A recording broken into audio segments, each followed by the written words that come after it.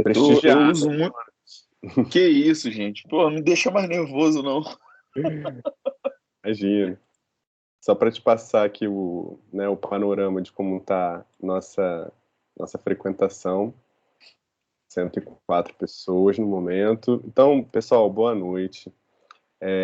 Queria agradecer a presença de todas aqui, de todos. Queria apresentar para vocês o Jonatas Goulart. Eu fiquei de fazer, né, o Jonatas, uma apresentaçãozinha básica, né, que é a praxe, né?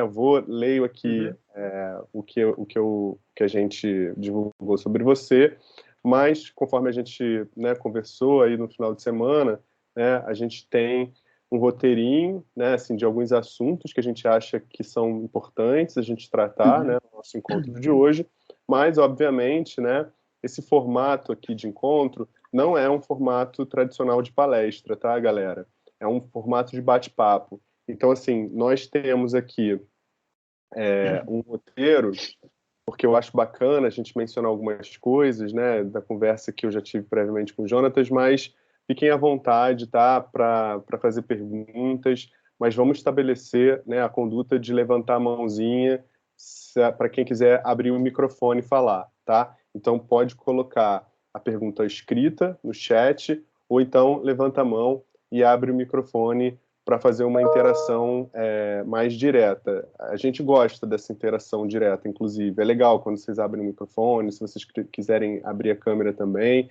É um momento bacana, né, da gente movimentar um pouco aqui, enfim, o papo, tá?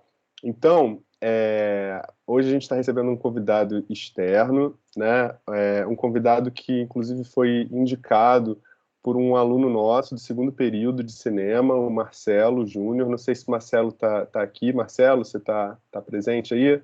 Para dar um oi.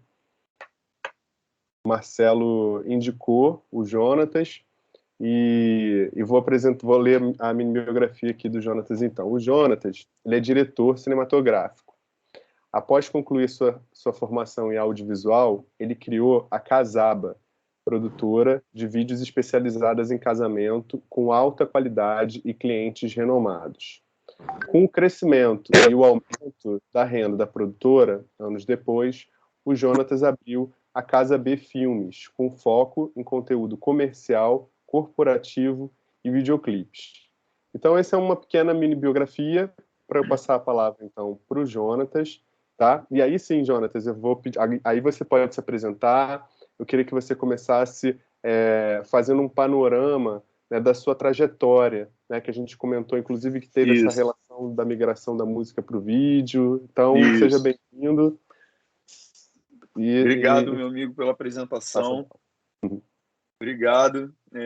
Gostaria de agradecer a todo mundo que está presente, que parou um tempo assim para poder me ouvir. Eu espero ser bem produtivo para cada um aqui. E eu confesso, cara, que quando eu comecei a estudar o audiovisual, eu gostaria muito de ter participado de ações como essas que estão acontecendo. A internet não era tão popular assim, né? No meu início, assim, eu corri atrás de muita gente para poder me ajudar, mas eu não tive essa oportunidade. Infelizmente, eu não tive essa oportunidade. Então, assim, sintam-se privilegiados de estar tendo essa troca. Isso aqui é uma troca, não é um workshop, não é um show, gente, pelo amor de Deus, é uma troca. Eu quero a interação de todo mundo aqui, porque quanto mais pergunta, mais questionamento, melhor para a gente poder crescer junto. Aqui o crescimento é global, não é individual, tá bom? Bem, vamos lá. Sou o Jonatas.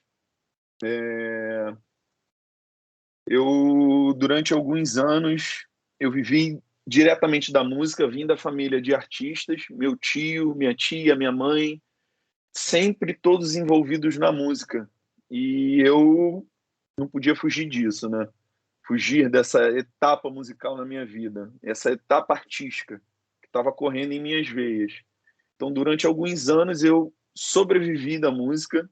Infelizmente, no nosso país, a palavra é essa, né? Porque a gente tive grandes nomes assim que eu via como 01 no Brasil, passando às vezes dificuldade. Isso me preocupou muito relacionado à música. Então foi aí que eu pensei em migrar para o audiovisual. E não foi só por causa disso. no audiovisual eu vi uma oportunidade de continuar oferecendo o meu talento artístico só que me expressando por um outro caminho, né? Então, resumindo, em 2007 eu comecei a migrar para o audiovisual através de um pequeno vídeo de casamento, que foi o vídeo do meu casamento que ficou horrível.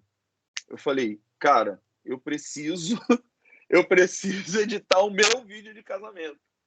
E como tava aquela pegada de música que não tava nada muito certo, eu falei, cara, eu tô casando, meu vídeo de casamento ficou ruim, eu tô incomodado com isso. E sempre quando eu fui moleque, a minha vida toda foi vendo MTV, foi vendo coisas relacionadas ao audiovisual, ao vídeo, né? Que era música.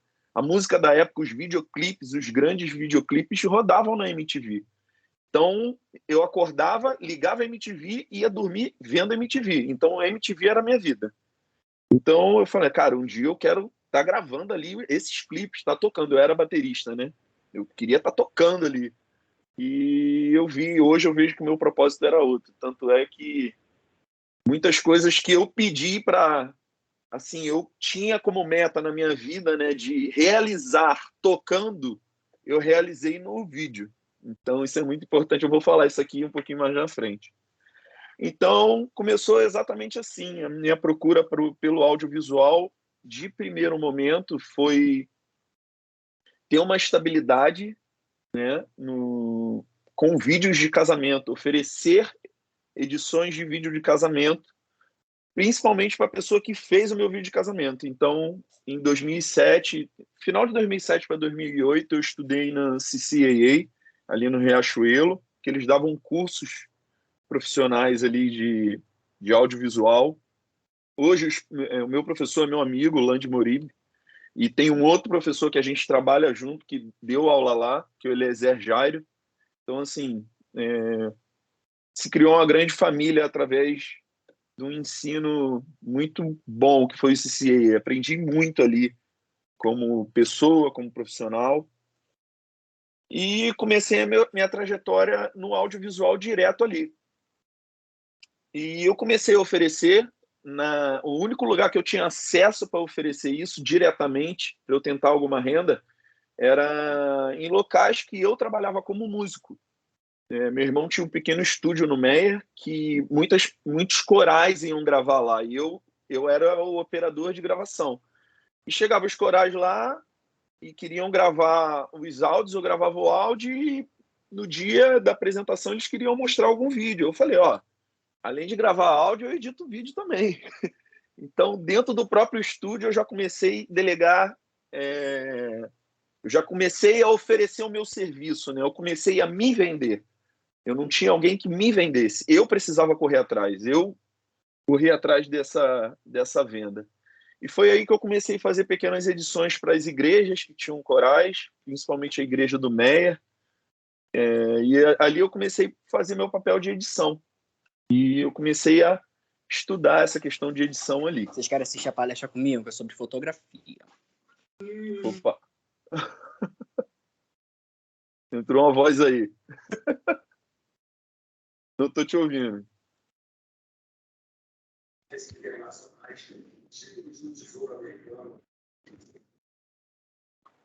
Era o microfone que estava aberto aqui. Ah, tá.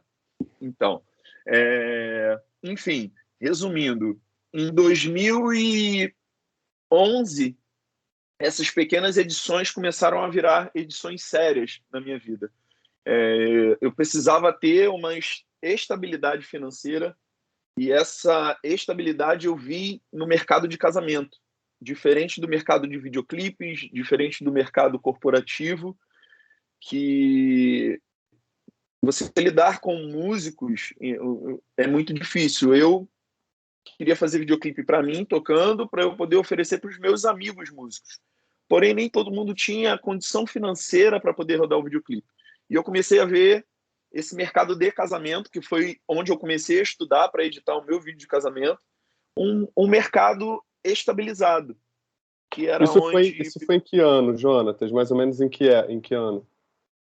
O mercado, a estrutura Casamento Caçaba começou em 2011. Só que de 2008 a 2010 eu fui galgando com uma outra empresa chamada Rio Estúdio. O nome era muito ruim, inclusive. A gente não gostava desse nome. E a gente fazia pequenos projetos, mas a minha renda direta não era da Rio Estúdio. A Rio Estúdio era uma válvula de escape, assim, quando eu não tocava, eu queria realizar alguma coisa no Rio Estúdio, né? E foram alguns anos tentando viver ainda da música, mas virou a chave realmente em 2011. Então eu falei, cara, não dá, eu preciso ter uma estabilidade, eu preciso sustentar minha casa, né? Foi assim, foi exatamente isso. Preciso sustentar minha casa. A Caçaba nasceu ali na migração, na mudança de ano entre 2011 e 2012, e o nome Caçaba começou através de uma parceria minha com o Elton Luz, que é um grande amigo, foram nós três criamos a Caçaba, eu, o Elton e o... Opa! Já está compartilhando, bacana. Foi eu, o Elton e o Eliseu. Eliseu é um amigo nosso que mora em Nova York, sempre morou em Nova York. E quando tinha projetos, ele vinha para o Brasil, né, para a gente poder fazer juntos. Enfim, em 2012, no final de 2012, né, eu fui num teatro e eu bati um papo com o Elton.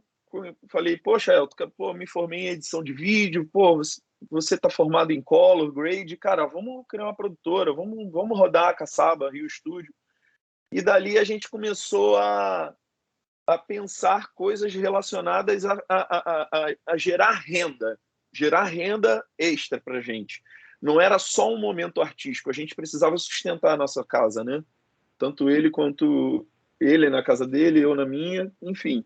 A gente entrou um bate-papo com um amigo nosso que era um fotógrafo. Vocês estão vendo um vídeo aí. Esse vídeo ele está na Caçaba, mas ele é um vídeo fashion filmes, que a gente chama de fashion filmes, que foi uma empresa chamada Bebela Jeans que contratou a Caçaba para fazer esse filme. Só que a gente explicou sobre a Casa B para eles. E é um cliente que veio através do casamento. Eu vou falar um pouco dessa conexão, tá? Sim, conexão eu acabei Caçaba. acabei clicando num aqui achando que fosse de casamento, mas então... mas você clicou no... Essa ponte, sinal né? Que o thumb meio funcionou, né? Porque ele chamou a essa atenção. ponte, né? Que você estava falando sobre... enfim, você está fazendo um trabalho de casamento e aí isso te gerar clientes, né, para outros trabalhos comerciais, né? Isso é muito interessante também, assim. Agora, olha, tem uma pergunta aqui da Isabor querendo saber qual foi o software que você começou a editar. Bacana. Na época que eu estudei no CCAA, eu usava o Final Cut 7. Era o Final Cut 7. Depois do Final Cut 7, eu migrei para o Premiere. Depois eu fui para o Final Cut X. Usei o Final Cut X. Voltei novamente para o Premiere. Porque o Premiere ele tinha uma conexão muito boa com o DaVinci Resolve, que é um programa que fazia, na época, só edição de cor. Então, eu tinha que exportar um XML do Premiere para o DaVinci, fazer a cor no DaVinci e voltar com o arquivo colorido já para o Premiere para finalizar no Premiere. Então, o flow era mais ou menos assim. Então... E aí, quanto tempo você ficou fazendo vídeos, assim, exclusivamente vídeos de casamento? Na verdade, a gente faz até hoje, né? Então, assim, de 2012 até os dias de hoje, vamos botar aí 99%, era 99% casamento. Hoje a gente está conseguindo migrar para a Casa B. Na verdade, a Casa B era justamente, a gente criou a Casa B para os nossos clientes de casamento não olhar os vídeos corporativos dentro da Caçaba e falar assim, poxa, eles não trabalham só com casamento, eles não fazem só casamento, tem um monte de vídeo corporativo, existe esse preconceito, né? Pô, Uhum. então ele não vai fazer meu casamento bem. Na verdade, a maior escola está no casamento. Quem faz casamento gera qualquer outro tipo de projeto, gente, com maior facilidade. Não existe escola maior que o mercado de casamento. Tudo que eu faço hoje, de videoclipe, de casamento, de guerrilha, de bem produzido, de fazer sozinho, fazer. Tem casamento aí que, se você for ver, eu fiz sozinho. É muito difícil? É muito difícil. Esse é um casamento na Itália. Não, esse é Amsterdã, se eu não me engano. Foi em Amsterdã. Mas tem também na Itália. Eu vou mostrar Mas alguns aí depois. o casal te levou para Amsterdã para você fazer as imagens lá, é isso? Isso. Nós fomos fazer um casamento na Itália. E quando a gente vai viajar para fazer esses casamentos fora, a gente acaba avisando em posts que nós vamos ter um roteiro e agenda aberta no exterior. Porque a gente tem muito cliente que nos segue que mora fora, né? E muitas das vezes sai do seu país que está morando para vir casar no Brasil. Ou sai do Brasil e vai fazer uma viagem a passeio e aproveita e faz um ensaio. Então, a gente já fechou muito trabalho assim também, é bem bacana. Isso é bem relevante para a gente, né? Ter esse material fora do país é muito bacana. Maravilha. Ó, a Tuane, desculpa, tá perguntando qual é o tipo de trabalho, campanha que você mais gosta de fazer. Tá, vamos lá. Eu sou suspeito falar porque por eu vir do mercado da música, para mim, qualquer tipo de projeto que seja ousado é o que eu mais topo em fazer. Então, assim, os projetos mais ousados, dificilmente você vê do mercado. Você não vê num comercial um projeto muito ousado, né? Você vê, ok, excelentes campanhas. Eu acho que, por exemplo, o Itaú é uma referência. O Itaú faz campanhas incríveis para mim. Acho que é uma das minhas maiores referências assim em questões de mexer com a sua mente, sabe? O Itaú, eu adoro os comerciais do Itaú. Mas o processo que você pode criar muito, dirigir, tipo, artisticamente, mexer no roteiro, são os videoclipes para mim, né? Eu acho que o cinema, você consegue muito mais mesclar isso, mas não é um mercado que eu estou atuando ainda. Então é um mercado que eu tento trazer através dos videoclipes do corporativo um pouco dessa linguagem cinematográfica, né? Uhum. O Jonatas, Diga. desculpa eu estar te interrompendo, mas assim, eu acho que Não. faz parte de tentar entrelaçar aqui algumas questões, né, tanto os que estão surgindo aqui no chat, quanto alguns links que você mesmo acaba oferecendo na sua fala. Porque, assim, a gente ainda vai aterrissar, a gente ainda vai chegar a abrir lá o portal dos trabalhos comerciais, dos videoclipes, dos vídeos corporativos. Ainda dentro desse universo de casamento, né, que a gente comentou duas coisas, né? Primeiro, do preconceito sobre os vídeos de casamento, né? Assim, acho que é Sim. importante a gente falar sobre isso. Queria que você falasse um pouquinho sobre isso, né? Tentar linkar três coisas aqui nesse momento aqui. Essa questão do preconceito. Aí tem também essa informação, né, que você trouxe, que você falou, olha, a maioria das coisas que eu aprendi, assim, tudo que eu hoje, né, levo para os trabalhos que são os trabalhos corporativos, eu aprendi resolvendo nos trabalhos de casamento, né? Acho que isso é uma outra coisa também interessante se falar. E aí eu queria emendar, né, para ver se de repente você faz uma resposta juntando essas três coisas, que é o seguinte: houve uma mudança tecnológica também de quando você começou, né? Assim, Sim, sim. para hoje, assim, porque a gente vê aqui na maioria das imagens tem drone, né? O próprio modelo das câmeras foi aprimorando ao longo do tempo, das Uhum. DSLRs. Aí eu queria que você falasse também assim um pouquinho sobre essas transformações tecnológicas, assim. Então daria para você tentar amarrar esse combinado de três questões numa fala? Porque tem tanta Tá, coisa para a gente falar que eu vou tentar fazer, assim, de tempos em tempos, uma pergunta meio três em um, sabe? tá bom. Você falou do preconceito, você É, falou do. Eu só do, perdi um preconce... pouquinho do o do meio. preconceito das coisas que você aprendeu, né, na realização dos vídeos de casamento que você carrega para os vídeos comerciais e corporativos e as transformações tecnológicas. Tá, então vamos lá. Esse preconceito rolava muito porque as pessoas do mercado quando o casamento virou a chave casamento, né? Esse tipo de vídeo foi, se eu não me engano, foi 2008, 2009. Tanto é que eu falo, o meu vídeo de casamento, eu comecei a estudar edição por causa do meu vídeo de casamento. Porque o meu vídeo de casamento naquela época, de 2007, 2008, era aquele vídeo paradão, né? Que a câmera ia atrás com o LED ligado. Não tinha uma montagem artística, não tinha uma visão artística.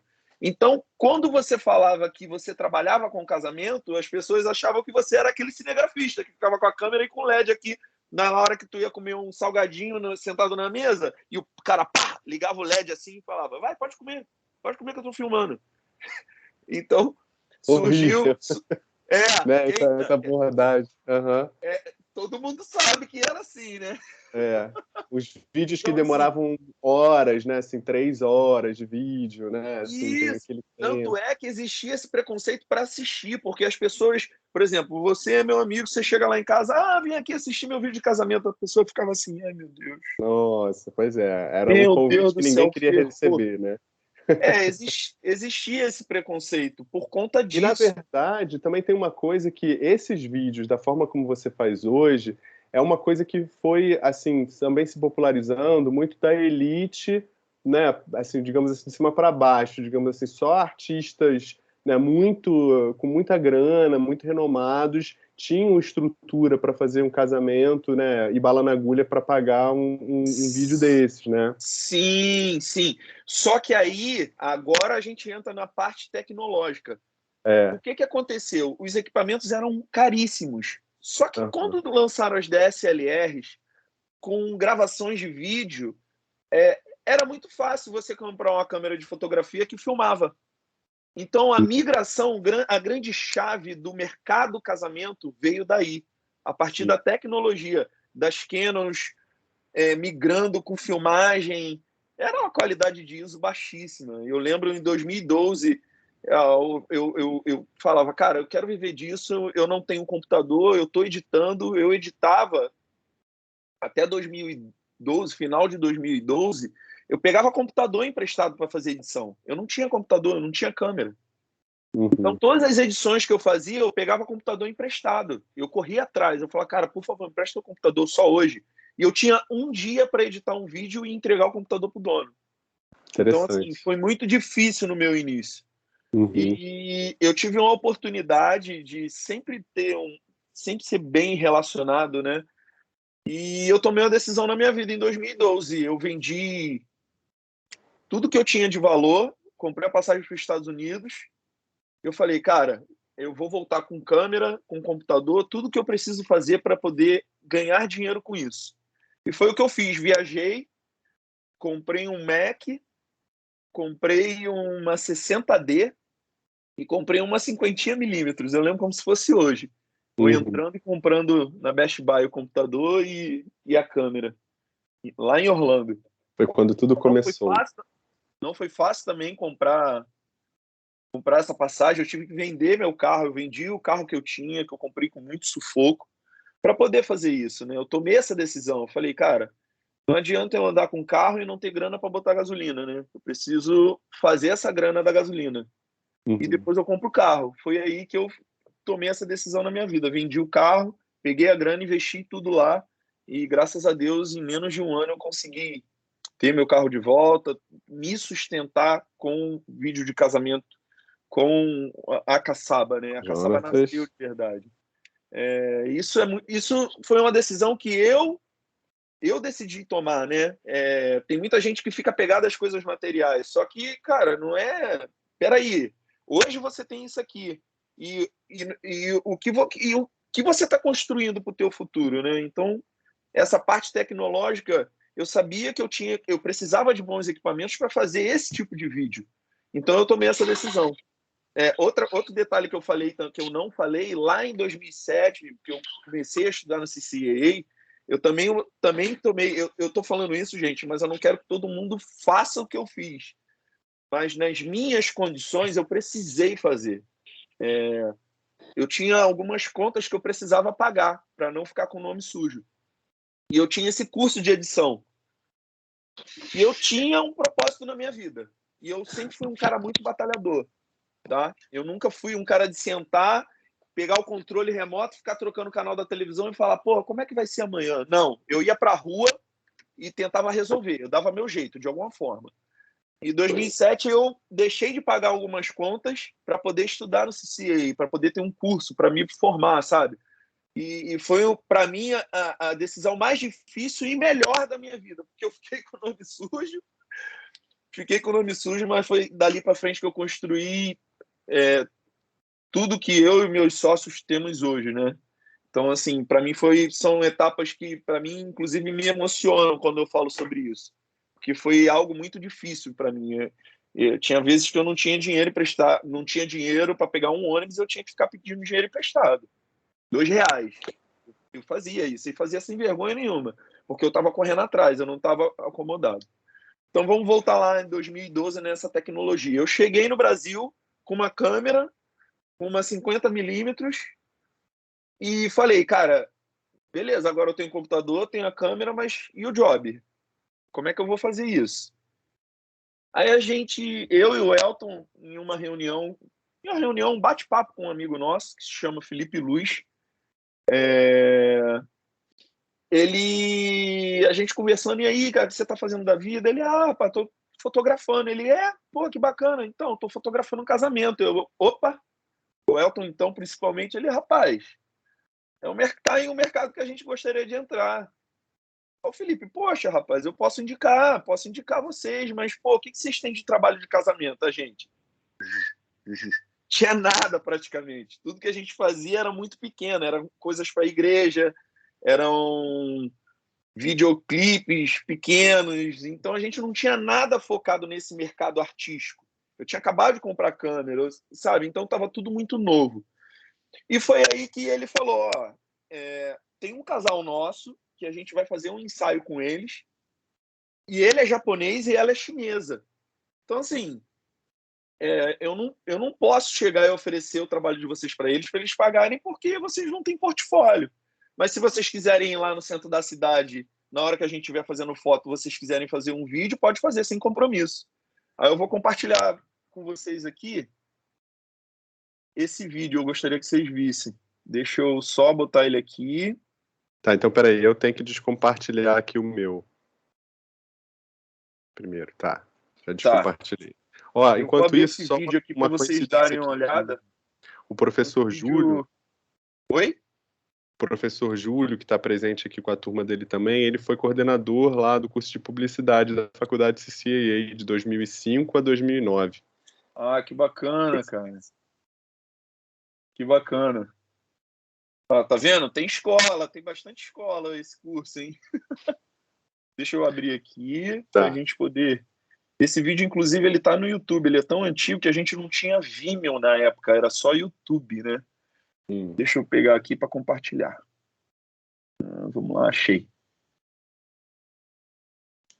Eu tenho que autorizar o computador, né? Para ele. Não, já estamos vendo aqui. Já estamos vendo. Tá? Sim. Ele tá pedindo para eu autorizar aqui.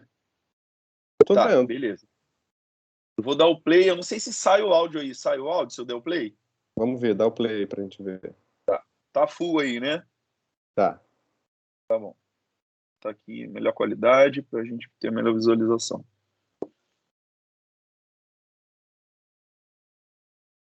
Acho que tá sem som.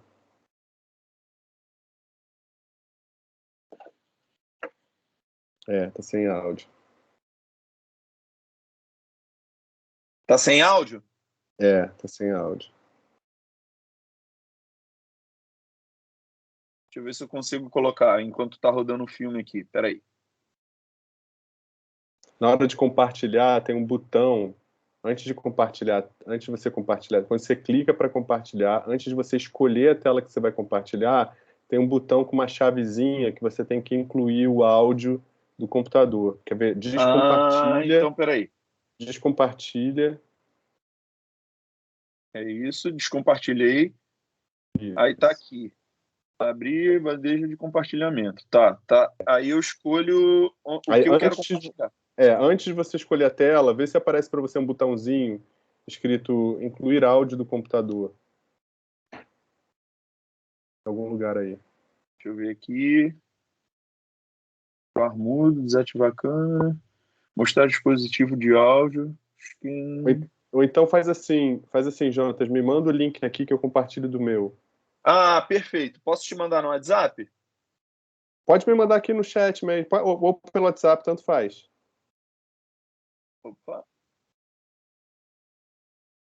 Deixa eu mandar aqui. Você tem que descompartilhar. Isso. Já foi, né? Descompartilhei, né? Foi, já. Vê se chegou aí. Você mandou pelo WhatsApp? Não, mandei aqui no grupo mesmo. Ah, chegou. Tá, você pode compartilhar aí pra gente. Beleza. Vamos, porque a gente tem muita coisa para mostrar. Tô preocupado com a quantidade de coisa. Bacana essa pergunta aqui. Tem uma pergunta aqui do Isabor Santana, né? É isso? Da Isabor, isso. Isabor, perdão. É o que inspirou o nome da marca. Depois do vídeo eu vou falar um pouquinho sobre isso.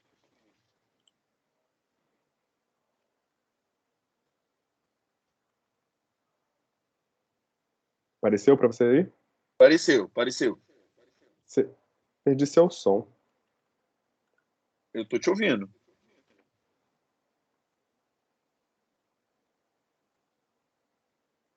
Você tá me ouvindo? Agora fala você aí. Tá me ouvindo?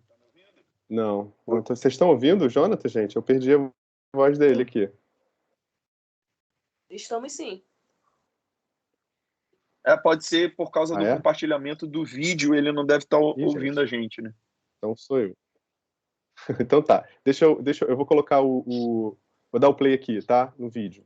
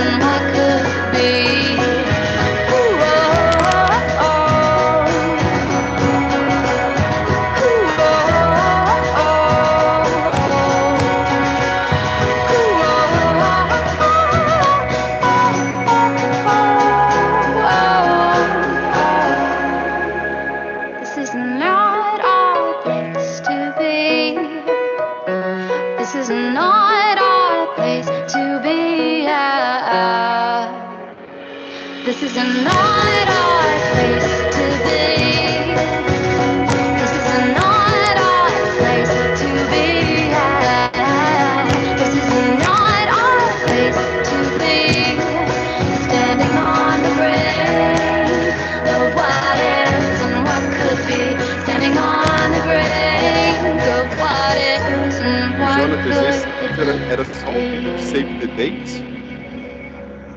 Exatamente. Esse vídeo foi exatamente o nosso teste. Esse foi o nosso primeiro vídeo profissional. Que foi justamente, a gente foi só fazer um registro, porque o Felipe não conhecia o nosso trabalho. O Felipe era músico, era amigo meu, a gente tocava junto. Que é esse fotógrafo que apareceu clicando o casal. A gente tocava junto, então a gente tinha essa intimidade, né? Ele falou, cara, se vocês quiserem lá, faz lá o vídeo. O Elton fez a edição desse vídeo, inclusive, na época. E ele olhou assim e falou, rapaz, vocês estão mandando muito bem, vocês já estão fazendo vídeo igual a galera que já está no mercado. Eu vou indicar vocês. Aí ele começou a indicar a gente para vários casais. Além de casais, começou a indicar a gente para um grande cerimonial de Búzios, que se chama Raquel Abdu. E foi aí que a gente começou a fazer grandes casamentos, porque os clientes desses cerimoniais eram clientes grandes, clientes que investiam exatamente valores altos, como naquela época era em média aí 100 a 150 mil reais. Hoje esses mesmos clientes, né, digamos que nos dias de hoje investiriam aí 300 a 500 mil reais por casamento. Então eram clientes que pagavam pela arte, eles respeitavam o fator arte e eles tinham como bancar isso. E a gente recebia mensal esses valores. Então a gente começou a montar um prolabore /mês para a produtora, porque a gente estava em época de crescer, né? Época de crescimento. Então eu confesso aí que de 2012 a 2014, meados de 2014, a gente mais investiu do que botou dinheiro no bolso, porque a gente precisou comprar muito equipamento, né? E esses equipamentos precisavam ser pagos. Em 2015, eu convidei um amigo meu, o Elton, que era meu sócio, foi para o Canadá. Eu convidei um amigo de infância, que se chama Rafael Vitoriano, não sei nem se ele está aqui assistindo, eu mandei o link para ele, mas eu não sei.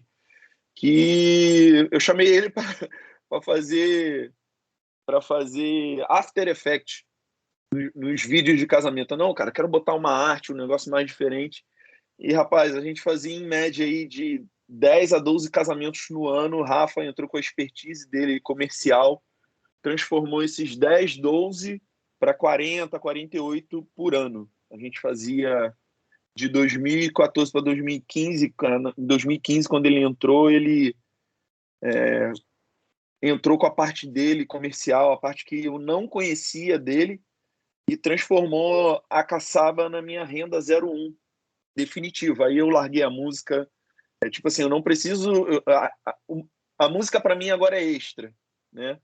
A música equilibrava o meu valor de caçaba. Então, em 2015, eu falei, cara, agora eu consigo ter um prolabore fixo aqui. E a gente ganhava aí, eu lembro, o nosso primeiro salário, assim, que a gente precisou se dedicar muito, era, se eu não me engano, R$ 1.500 que a gente ganhava por mês.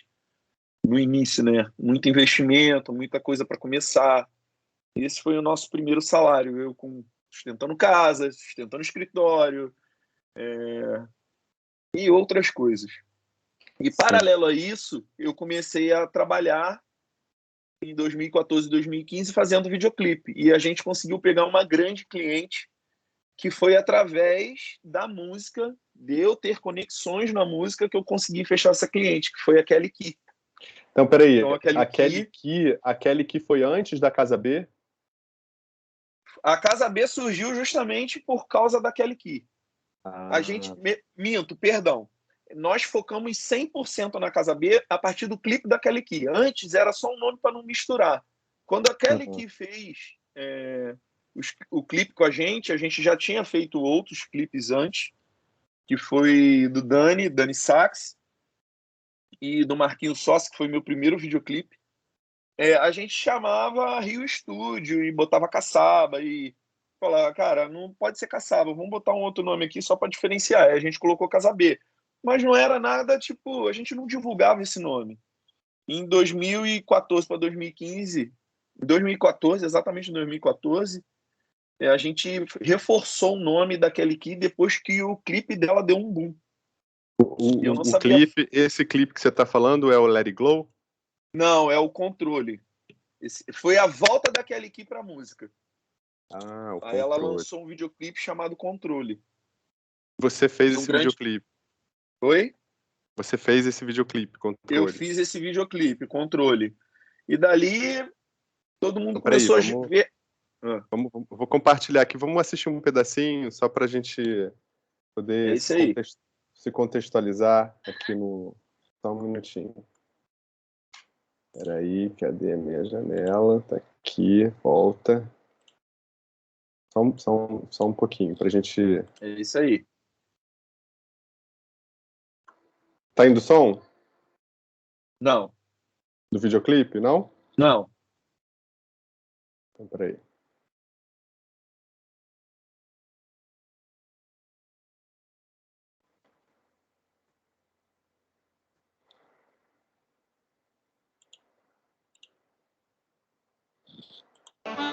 Entreguei a minha vida sem saber. Minha alma e meu sentido já pertencem a você. Entrou bem pela frente, sem bater a porta e me tirou as certezas. Enfraquecendo as minhas Agora tá indo som? defesas. Quando eu sei que eu toque, entreguei o controle da minha vida só pra te manter aqui. Pois em qualquer botão que toca bem pra não me magoar. Aperta no carinho, me toca com amor. E assim nos damos bem. Comece com um play se quiser me ver. Depois Onde foi gravado esse pra me videoclipe? beijar. O rec é pra No acabar, condomínio o dela. Ela tinha esse espaço lá, dessas ruínas, dentro do condomínio dela. da minha vida. Você tem o controle, me usa com amor. Você tem o controle da minha vida. Você tem o controle, me usa com amor. Quando olha pra mim, você tem o controle. A nossa guerra tem valor. E essa batalha já é. É isso aí. Vamos O fazer clipe assim. roda bem nessa linha aí, né? De sensualidade. Era a volta daquele Key, né? Enfim. Foi bem bacana, cara, esse projeto. Deu uma reviravolta, assim, no nome, no nosso nome, bem bacana. Eu fiz outros projetos. Através de um outro projeto que eu fiz, a Kelly Key, além desse contato musical que eu tinha, eu fiz um videoclipe que foi do Danny Sachs em Nova York. E o empresário do Danny Sachs era empresário da Kelly. E depois eu fui conhecer melhor esse empresário, porque eu tocava com um cantor, ainda nessa época, né? Que também, ele era empresário também, que era o Michel. Então o Michel falou, pô, o Daniel falou, Michel, vou fazer um clipe em Nova York. E, pô, bacana, não sei o quê. Quem vai fazer? O Jonatas. Falei, tá, não conheço. Aí eu fiz o clipe do Daniel em Nova York, ele adorou e me indicou para Kelly Key. Mas antes dele me indicar para Kelly Key, ele me conheceu através desse cantor que eu tocava com ele. E foi assim, uma conexão muito bacana, né? Esse clipe do Daniel que você gravou lá em Nova York é o Cheia de Charme? É, Cheia de Charme. Cara, esse Então, Cheia de Charme foi uma 50D, um gimbal, né, o Glidecam, e uma lente. Foi o que eu gravei o clipe. Só isso. Sozinho. Fiz esse clipe sozinho. Eu acho que eu tenho ele aqui. Tem ele aí? Quer colocar? Não, compartilhar? é isso aí, Cheia de Charme. Isso aí.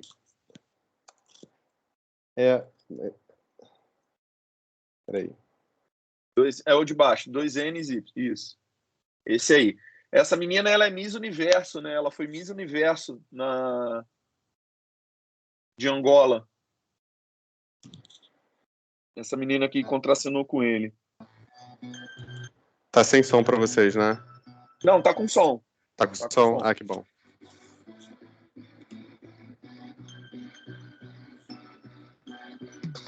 Ela desce rebolada, cheia de charme, então chega pra cá. Ela já tá preparada, pronta pra sentar. Ela desce me olhando, haha, assim não vai. Coisa de funk, tá, gente? Cheia de charme, um desejo enorme.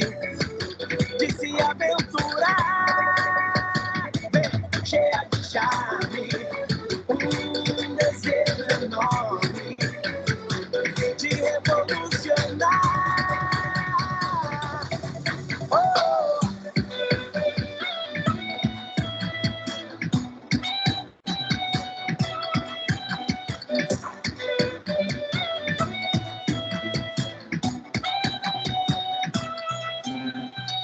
Quando a vi, logo ali, tão perto,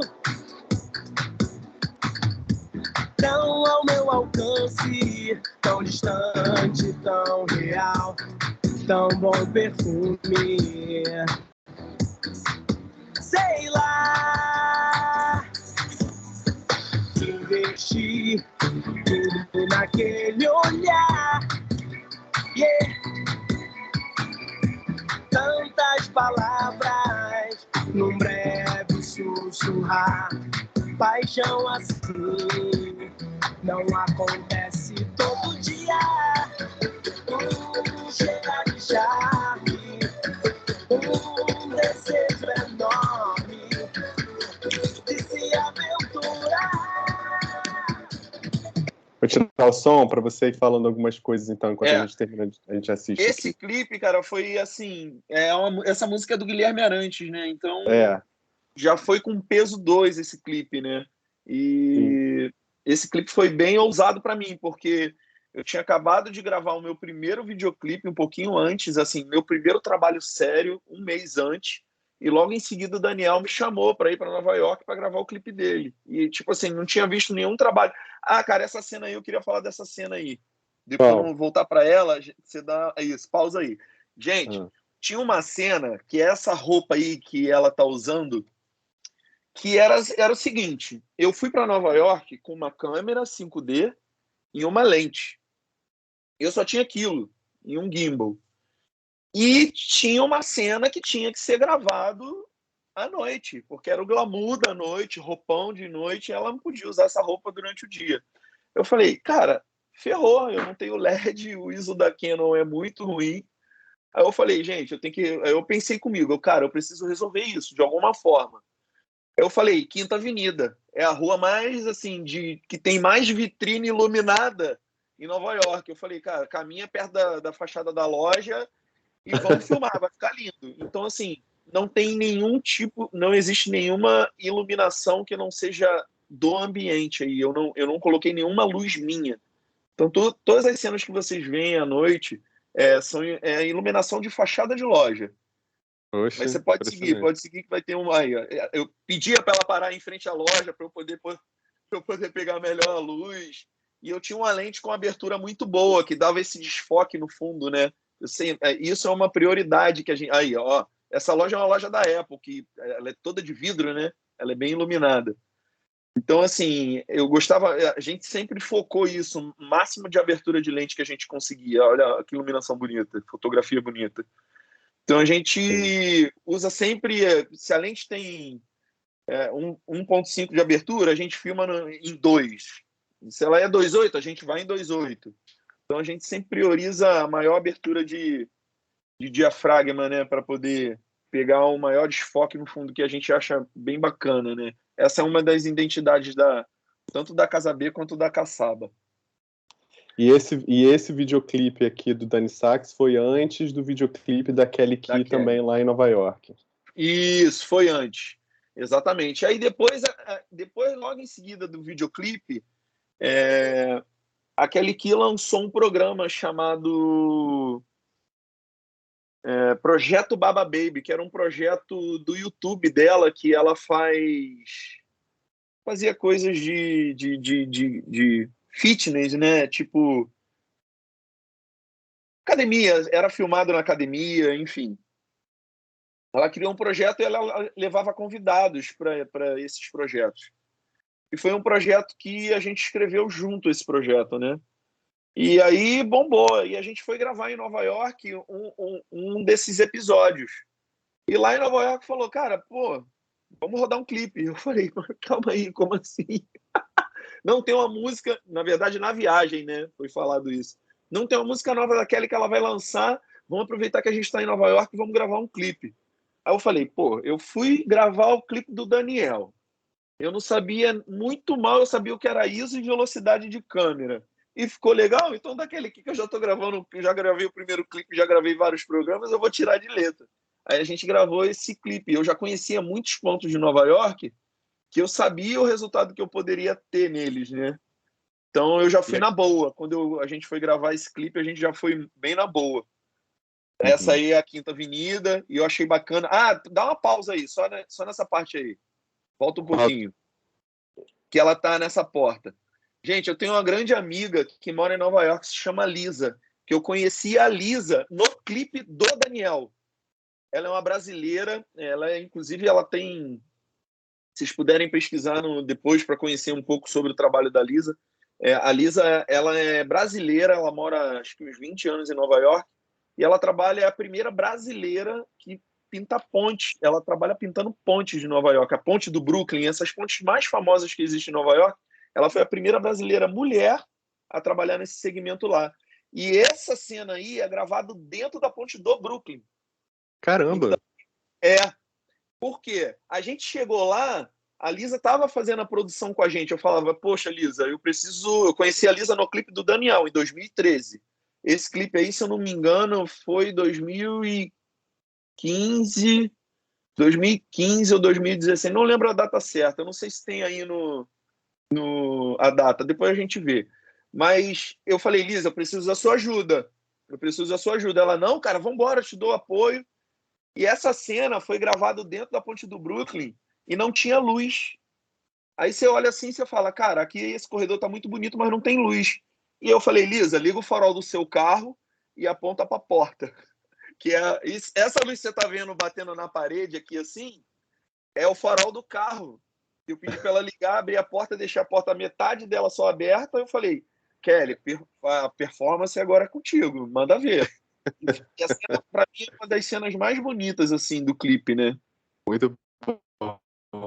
Aliás, assim, eu senti também, assim, né, que tem um cuidado de produção aqui, isso é interessante falar na aula, que é essa questão. Bom, vamos lá, você foi gravando na rua, né, assim, tem uma coisa de não pedir autorização, né, não tem, Sim. porque, na verdade, filmar em Nova York é caríssimo, né, assim, se você for fazer os trâmites legais, né, assim, que é Sim. pedir para a prefeitura, fazer toda, né, mas, assim, a vantagem também desses equipamentos que ficaram leves e que ficaram com qualidade é justamente você tá lá, né? E aí você puxa a câmera, você começa a filmar ali, a gravar, e qual seria a diferença disso para um vídeo de cunho de arquivo pessoal, né? Assim, então, né, então tem essa vantagem, né? Mas tem a questão do Sim. cuidado, né? Assim, com a identidade das pessoas que estão em volta, né? Então, assim, de não deixar aparecer elas aparecem fora de foco, né? Ou então você faz enquadramentos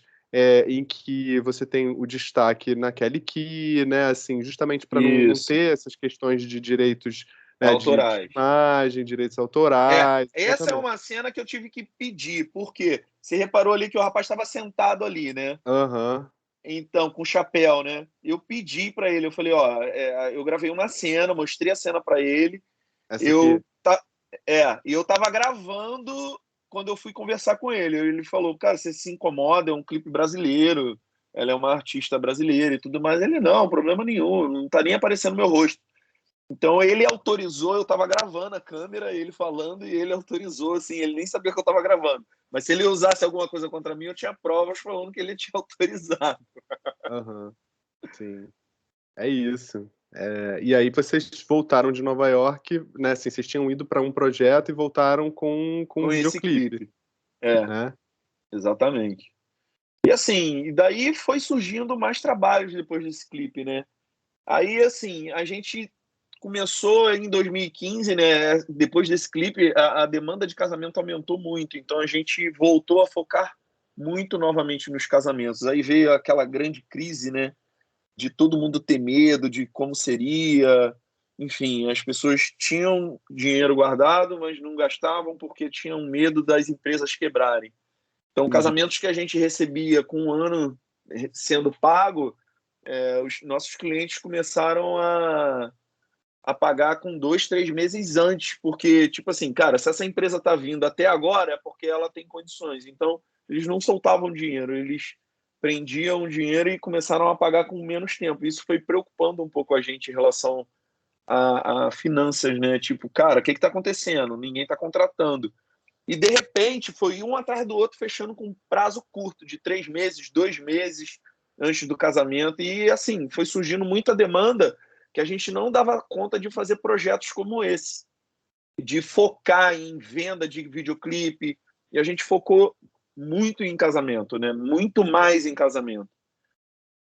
E as coisas foram crescendo, e a gente, assim, começou a ser visto de uma forma diferente. A gente começou a oferecer muito ensaio para casais.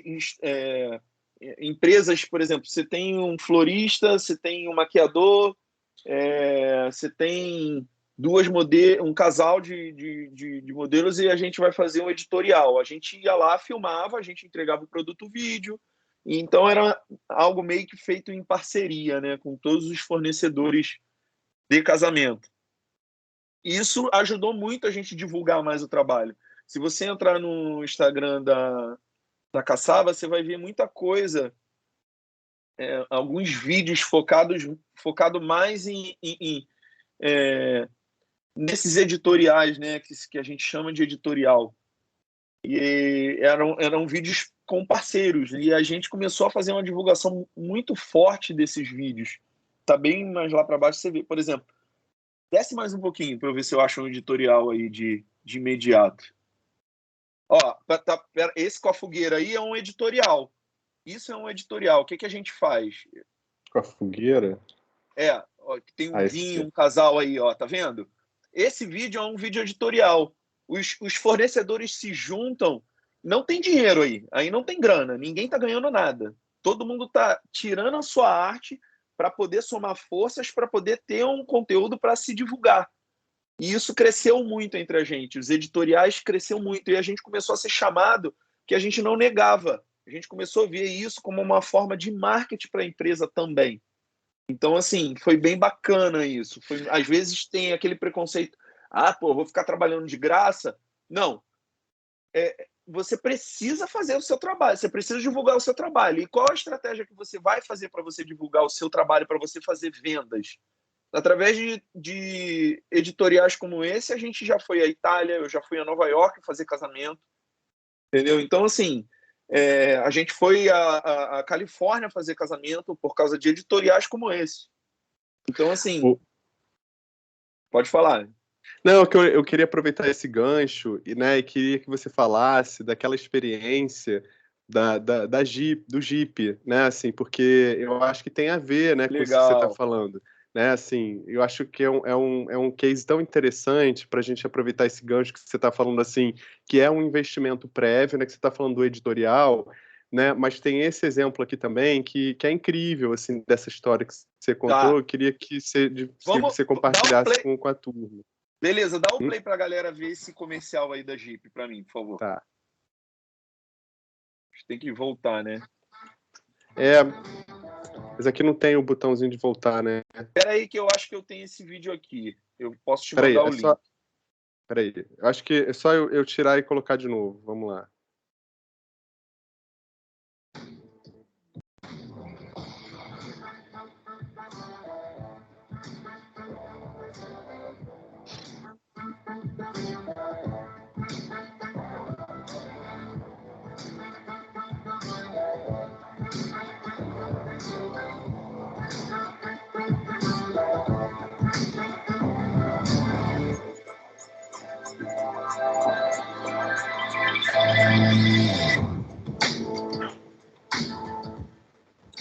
Eu vou deixar em loop aqui. Essa história é sensacional. Conta ela aí. Pessoal, eu queria que vocês colocassem aí no chat da reunião aí quanto que vocês acham que a Jeep me pagou por esse projeto aí, para eu poder... Eu rodei em Capitólio esse projeto, tá? Minas Gerais. Queria que vocês chutassem aí. Chuta aí para mim, por favor.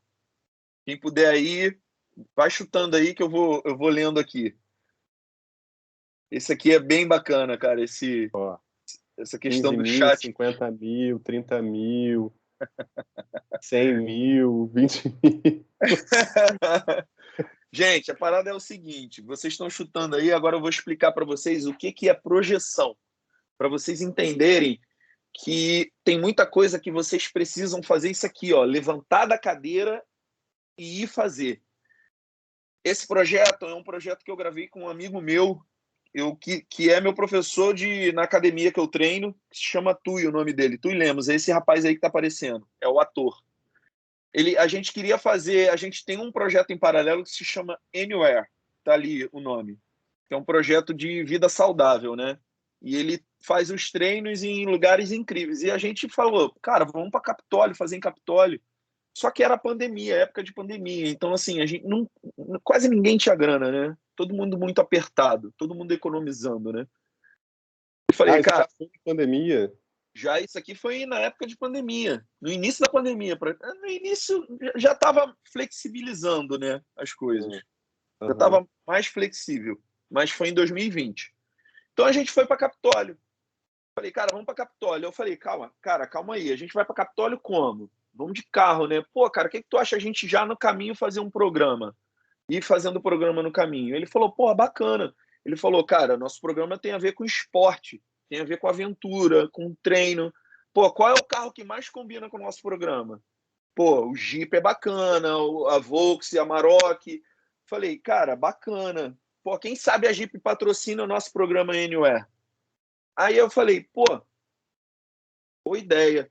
Automaticamente liguei para um amigo meu que trabalhou com marketing da Chevrolet nos Estados Unidos. E eu falei, cara, tô com um projeto assim, assim, assim, eu vou para Capitólio e quero ter um carro que eu possa, talvez, mostrar esse programa para a empresa e eles falarem assim, cara, a gente vai patrocinar vocês. Aí eu falei, eu tenho a opção da Volks e eu tenho a opção do Jeep ali. Pode escolher qualquer um deles, que eu conheço o representante das duas marcas. Falei, que isso, cara? Ele falou, sério, pode escolher o carro. Eu falei, e ele falou assim, ainda te digo mais, se você quiser apresentar para uma locadora, eu conheço também os representantes de marketing das locadoras, da Movida. Então, esse comercial aí, eu não recebi R$1 para fazer. Eu fui a Capitólio, fiz o comercial sozinho, eu e o Tui, nós dois. Tudo isso que vocês estão vendo foi produzido por mim e por ele. Ele, o ator, eu, o filmmaker. Tudo, drone, tudo que vocês estão vendo aí. Fiz sozinho. Editei, peguei o projeto e mandei para esse amigo meu. Aí eu mandei com a logo no final da Jeep e mandei com a logo do final da Movida. A Jeep olhou assim e falou, a gente quer. Então, assim, o vídeo foi vendido depois de pronto. O projeto foi... O vídeo pronto foi um piloto, né? Um piloto que eu ia arriscar. Eu falei, cara, eu vou arriscar. Eu tinha o programa já pronto na minha mão. Mas eu falava, cara, eu preciso conquistar a Jeep. Eu preciso conquistar alguma coisa. Foi aí que a gente conseguiu apresentar esse projeto para a Jeep. E assim, esse vídeo aí que vocês estão vendo já me gerou 3 grandes clientes. Através desse vídeo aí que eu fiz sem ganhar R$1. Eu já gerei 3 grandes clientes. Não, sem contar com a Jeep. Não é a Jeep. Então, 3 clientes já viram esse projeto, amaram e me contrataram para fazer o projeto da empresa deles. Então, fala assim, desse projeto aqui que você disse que foi um desafio fazer. Que foi esse aqui, né? Não é esse, é o de cima. Ah, o de cima. Esse aqui com o Henrique Castelli? Na verdade, esse projeto foi o seguinte. Esse projeto aí, ele é um em breve, né? É o lançamento dessa grande marca aí que contratou a gente por causa da Jeep, tá? Por causa do vídeo da Jeep, essa empresa contratou a gente. Esse é um vídeo que foi gravado externo e tem cenas internas no estúdio. Dentro do estúdio, a gente teve essas cenas de dentro do estúdio aí. A gente teve um dia para gravar 7 filmes. Foram 7 filmes gravados em um dia. Em paralelo a cada filme e outro, a gente precisava fazer fotos também. Então foi um dia extremamente cansativo. E eu te falo, com a experiência e com a vivência que eu tenho, que se não fosse o mercado de casamento me ensinando a me virar, porque casamento, gente, não tem roteiro. Se a noiva resolver não entrar pelo cortejo, dar a volta e entrar por trás, e eu não captar ela fazendo isso, eu tô ferrado na hora de editar o vídeo. Então, casamento é uma emoção a cada filme. Cada casamento é uma emoção. E o casamento me ensinou a me virar nos 30. Então, eu tinha um dia para gravar 7 filmes e fazer 7 filmes criativos. Então, são 7 produtos dessa marca nova, a Mad For You.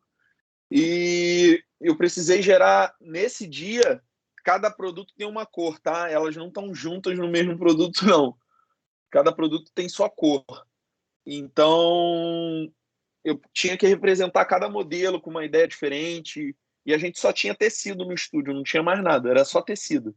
Aí eu falei, gente, joga tecido aí atrás aí pra gente criar uma dinâmica diferente. Eu tinha uma câmera com super slow, então eu usei esse super slow da câmera para poder criar esses movimentos entre movimento rápido e movimento lento. Só esse delas juntas, que é o último filme, né? Que é esse filme junto com o do balão.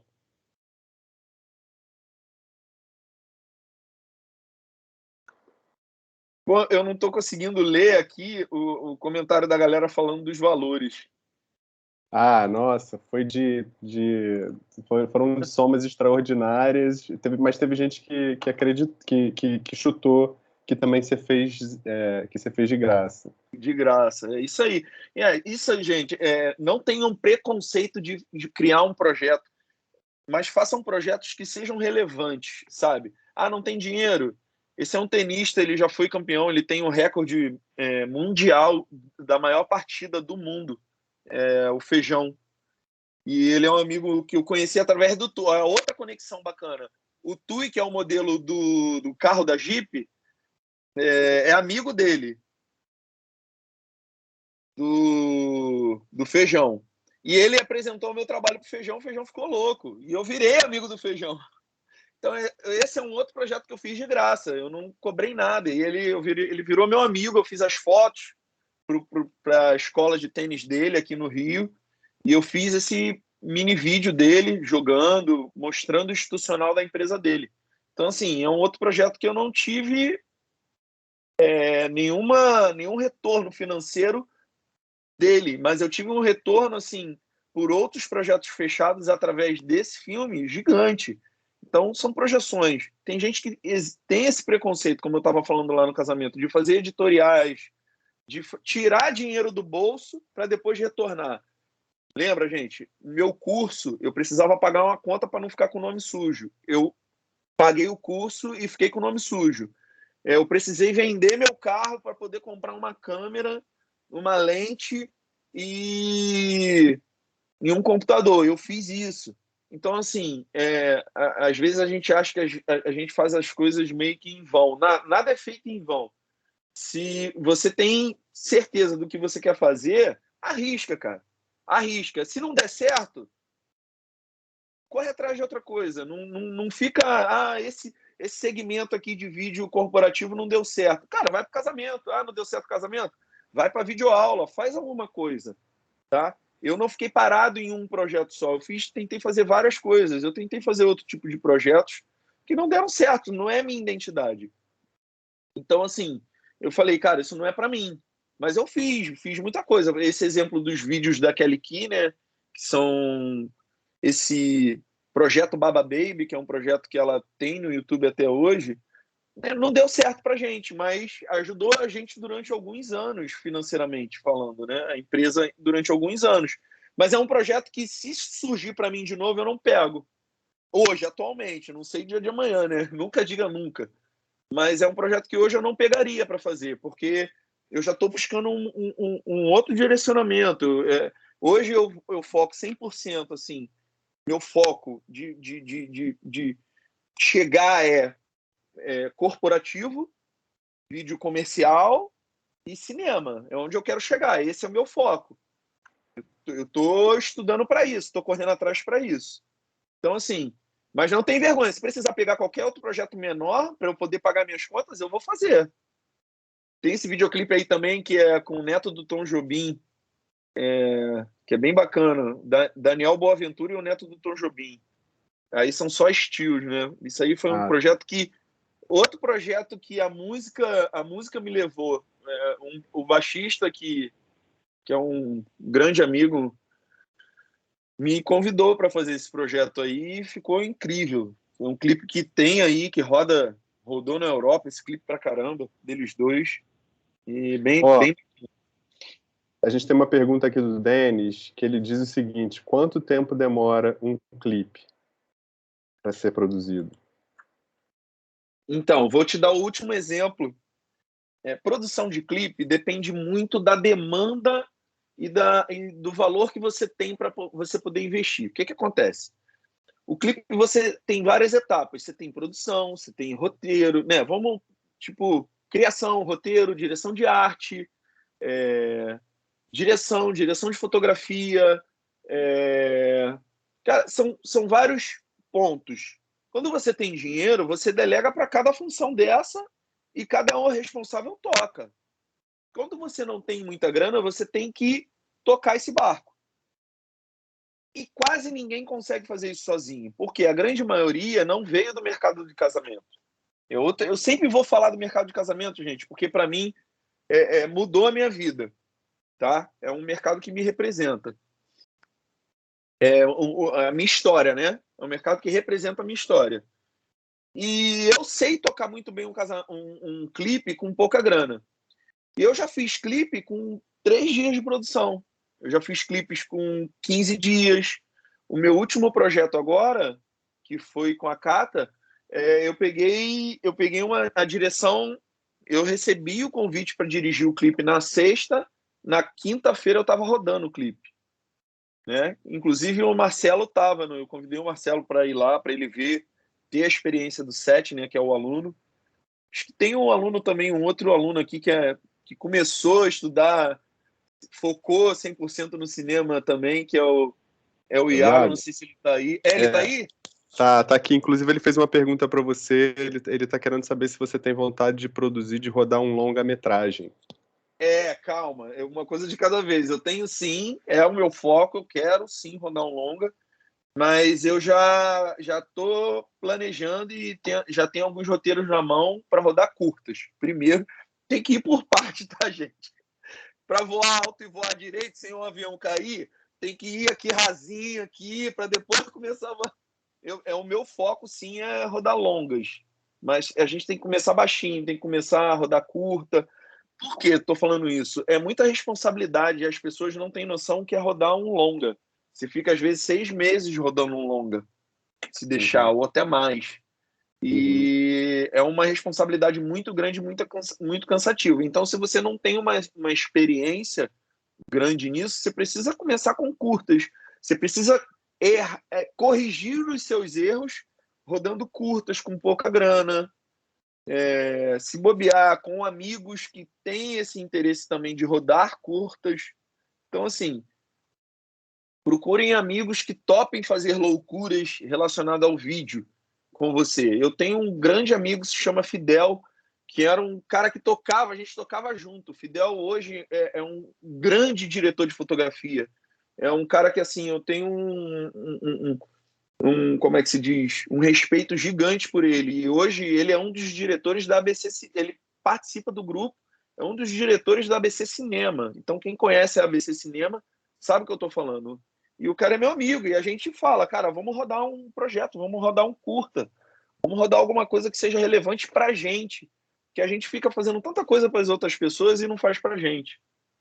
Isso aí, bem bacana. Outro projeto que foi através de vídeos de casamento que eu fiz esse vídeo aí, ó.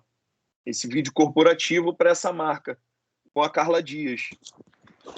A Isabor está perguntando se você tem interesse em produzir animação. Olha, vou te ser bem sincero, eu não tenho habilidade nenhuma para fazer animação. Que você diz é tipo desenhar, que você diz, e fazer em after esse desenho, seria isso? Só para eu entender. Beatriz. Isabor, desculpa.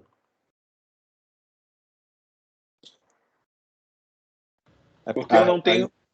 Animação 3D. Eu não tenho habilidade nenhuma. E quando eu falo que eu não sei, é porque eu já tentei muito. Por exemplo, eu vou te dar um exemplo. Eu não como bife de fígado. Mas eu já falei várias vezes, bota no prato que hoje eu vou comer. É hoje. Eu não consigo. A mesma coisa é o 3D para mim. After Effects é uma coisa que eu não consigo dominar. É algo que, tipo assim, Jonatas, você pode até saber como faz, mas você não vai fazer tão bem como um profissional que domina aquilo ali. Então, assim, eu sou um cara que, para eu falar que eu não sei fazer e ele está envolvido no audiovisual, é porque eu já tentei. Pode ter certeza que eu já tentei muito. Então, 3D é algo que eu não consigo me adaptar, eu não consigo meter a mão e fazer. Agora, me dá uma edição para inventar moda, eu vou tacar bronca e vou fazer em um dia. Por exemplo, todas as Ô, edições... Jonatas. Oi, desculpa. Não, pode concluir, desculpa. Depois eu falo. Voltando um pouquinho nesse tempo de produção aí de videoclipe, esse videoclipe a gente rodou quinta. Amanhã eu vou sentar e vou editar ele. Vou tentar editar em um dia o videoclipe todo. É o meu prazo.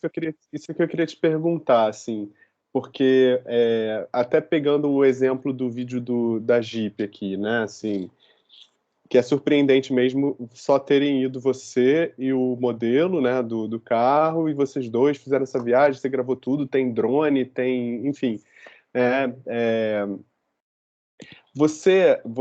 bom, a meu ver, você é um videomaker, né, assim, porque, assim, esse vídeo, se chegasse em uma produtora, se a Jeep, se fosse o contrário, né, se fosse, assim, a Jeep bater na porta de produto, então, a gente quer fazer e tal, a produtora ia fazer um orçamento muito caro, né, Sim, no mínimo aí uns esse 200 mil. Pois é, assim, porque é aquela coisa, né? Tem que equipe inteira, tem, né, uma estrutura toda que tem que pagar o carro, tá? Só que você inverteu, né, todo o processo e só que você tem esse perfil, né? Assim, eu queria saber de você uma curiosidade, que é até uma coisa uma provocação que eu faço assim com os meus alunos de cinema, porque é meio recente, que eu digo assim, talvez de uma década para cá, essa ideia do videomaker, que é uma pessoa que junta muitas habilidades e consegue fazer muito com pouco, né? E o próprio mercado sabe que essas pessoas existem e preferem, né, assim, encontrar essas pessoas, né, e fazer por uma relação custo-benefício diferente de se batesse na porta de uma produtora grande e tal. Ainda existem, né, as empresas que procuram as produtoras grandes e pagam realmente, né, os 200 mil, enfim. Mas qual é o ponto que você acha em que você pensa assim, poxa, isso aqui eu precisava estar fazendo com uma equipe maior?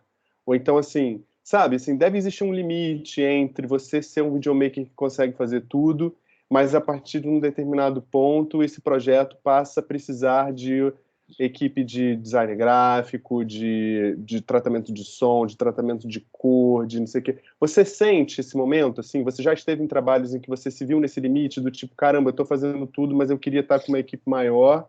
Ou então o contrário, né? Porque às vezes a gente está numa equipe grande que bate muita cabeça, você pensa assim, cara, com 2, 3 pessoas eu resolvia isso e não precisava estar batendo tanta cabeça, né? Como é que você sente o limite dessas coisas?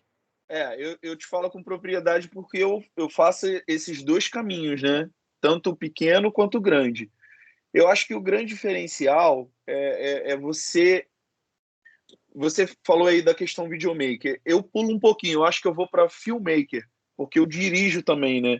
E essa questão de direção tá baseado não só em dirigir o projeto, e sim em empreender o projeto. Então, quando eu passo para a parte filmmaker, eu explico ao cliente que eu vou dirigir o projeto dele e eu tento fazer esse funil de venda. Por quê? Quando o cliente vem até mim direto, que sou a produtora, a Casa B, ele não está indo na agência. No caso, a agência, ele iria na agência, a agência viria até mim. Só que ele está pulando essa etapa aqui da agência, ele está indo direto. Sim. Então, eu preciso negociar com esse cliente como se eu fosse agência. E a agência faz assim, cara, qual é o seu projeto? Você tem uma ideia? Você quer que a gente crie essa ideia? Eu tento ter esse papo. Eu nunca trabalhei em uma agência, mas eu tento interpretar como os produtos das agências chegam até mim mastigados. e eu falo, cara, eu preciso fazer isso aqui.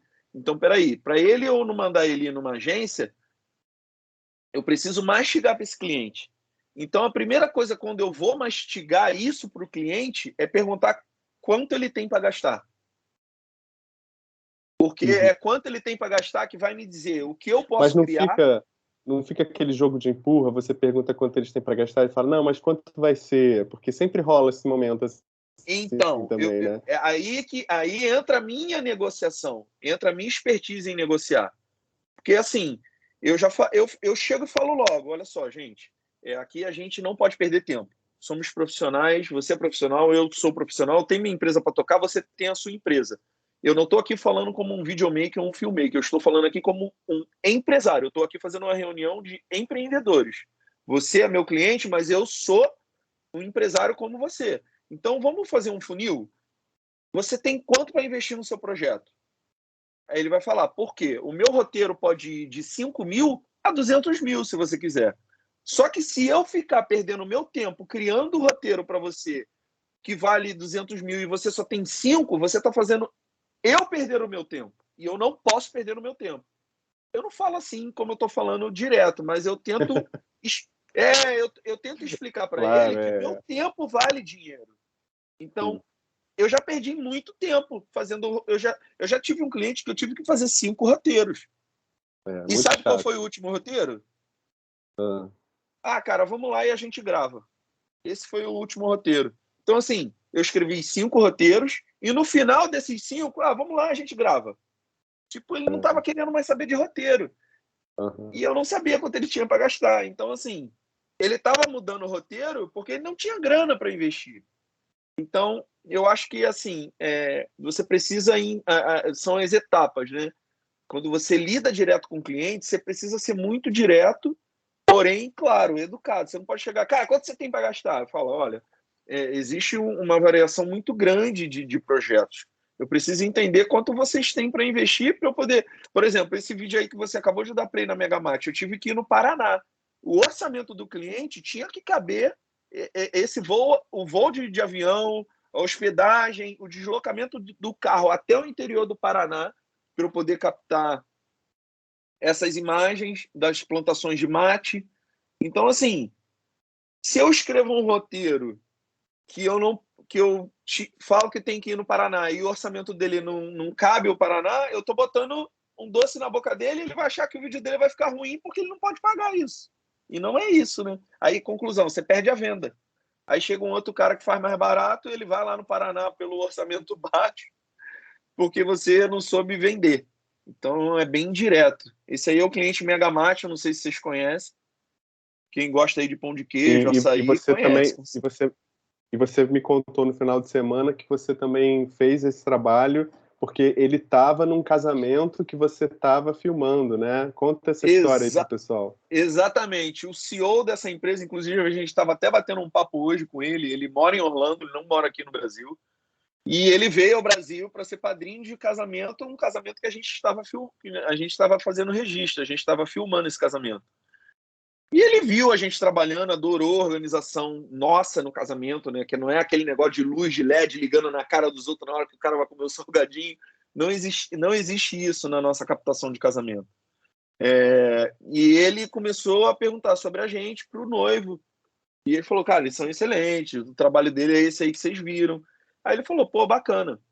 E a gente fez, na sexta-feira, no pré-wedding, que é um dia antes do casamento, um vídeo que a gente... É outra coisa, gente, que a gente aprendeu a fazer no casamento. Presta atenção, casamento, muitas das vezes, as pessoas que são convidadas para o casamento, dependendo da faixa etária, são noivos que vão casar. E a gente enxergou esse leque dentro do casamento. Então, o que a gente fazia? Os casais de Búzios, eles vão casar em Búzios no sábado, mas eles vão sexta, vão quinta, e eles fazem um passeio de barco, às vezes, fazem o pré-wedding, que a gente chama, né? E a gente começou a ver que esses noivos que... A gente começou a ter contato com esses noivos que iriam se casar nesses pré-casamentos e no casamento. E a gente falou, cara, como é que a gente falava, pô, eu trabalho em casamento, a gente que tá fazendo vídeo, não sei o que lá. Aí a gente tirava o vídeo do celular e ficava mostrando. Só que o noivo, esse noivo que ia casar ainda, né, que estava lá como convidado, ele queria beber, gente. Ele queria beber, ele não queria ficar vendo o vídeo que eu editava, que eu fazia. Eu falei, cara, eu preciso chamar a atenção desses noivos que vão casar, que estão nesse casamento que eu já vendi pro noivo, que eles precisam me contratar. Como eu vou fazer isso? Eu filmava durante o dia o evento de sexta, e quando chegava no sábado, no dia do casamento, a gente já entregava a edição desse pré-wedding. Então, quando chegavam os convidados, a noiva já tinha compartilhado no Instagram dela para todo mundo ver. Então, quando a gente chegava no casamento para filmar o casamento, a gente já somos os heróis. A gente chegava, caraca, o vídeo que vocês fizeram muito top, aquela hora que eu tava bebendo. Aí, pum, pô, me dá o contato de vocês. Eu vou cotar com vocês o meu casamento. Aí começou. Cota um, cota outro, cota um, cota outro. Esse cliente da Megamart viu um desses vídeos, que é o Júlio. E ele viu a gente trabalhando e viu o nosso vídeo. E ele falou, cara, vocês fazem corporativo? Aí a gente faz. Então, eu estou precisando fazer o institucional da minha empresa. Eu falei, beleza, vamos conversar. Depois que a gente foi saber que era a Megamart. A Megamart é uma franquia que tem... Hoje eu não sei, né? Mas antes da pandemia ela estava com mais de 120 lojas pelo Brasil todo. Então é uma empresa grande. Eu vou aproveitar esse gancho que você está falando da pandemia. Até foi uma pergunta que surgiu aqui em algum momento mais lá para trás, e eu acabei não jogando, porque você estava fazendo ainda uma contextualização e tal. E você, dentro das suas falas, acaba que também já respondeu bastante coisa, assim, né, que foi colocada. Mas como é que a pandemia afetou, né, o seu trabalho?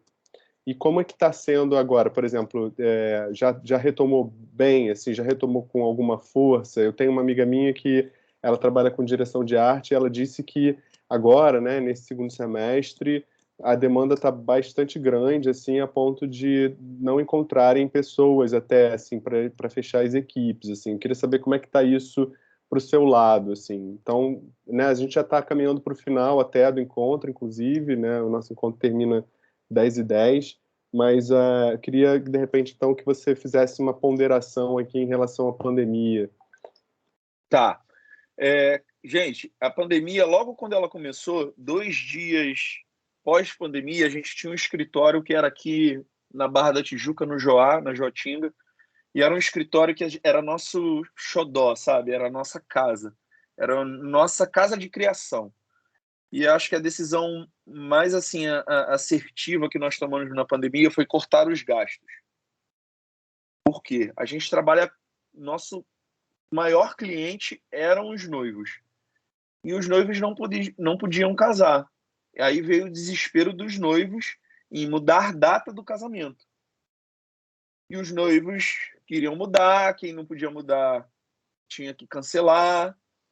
E eu te confesso que eu fiquei até com pena do meu sócio, do Rafael, porque eu não sei quantos contratos ele precisou assim alterar. Meu sócio ficou muito estressado com todo esse acontecimento. Ficou mal com essa questão da pandemia.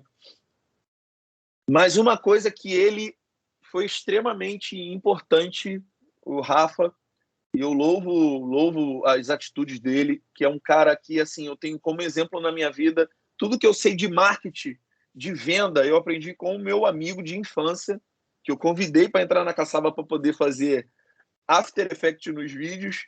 Eu agradeço ao Rafael. Tudo que eu sei relacionado à venda, à gestão de empresa, foi o Rafael que me ensinou.